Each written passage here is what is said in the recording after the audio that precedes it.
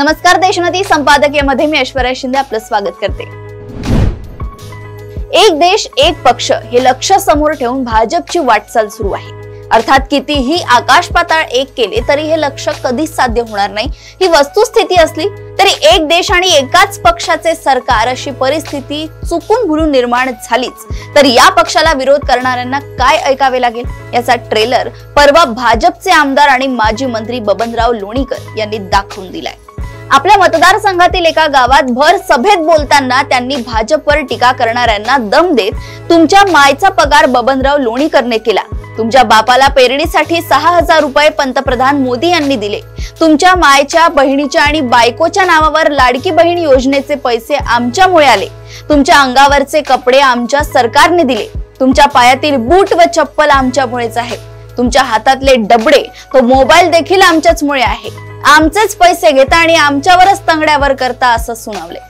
हा सत्तेचा माज आहे, यातून भविष्यातील हुकुमशाहीचा दर्प येत आहे।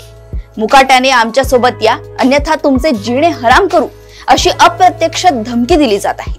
खरे तर सत्तेत असलेल्या अनेकांच्या मनातलेच बबनराव बोलले, कदाचित बौद्धिक वर्गात बसले असताना त्यांना डुलकी लागली असावी, अन्यथा मनातले सगळेच बोलून दाखवायचे नसते, गुपचूपपणे कुणालाही कळणार नाही अशा बेताने ते सिद्धीस न्यायचे असते, हा पाठ ते विसरले नसते।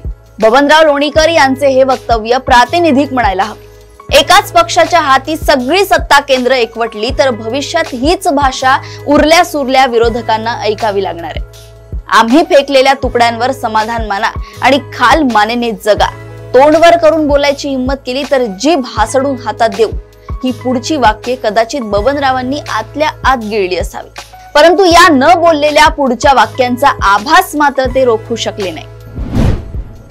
अशाच घडामोडी व अपडेट सोबत पुन्हा भेटूया देशोन्नती संपादकीयमध्ये। बघत रहा देशोन्नती। नमस्कार।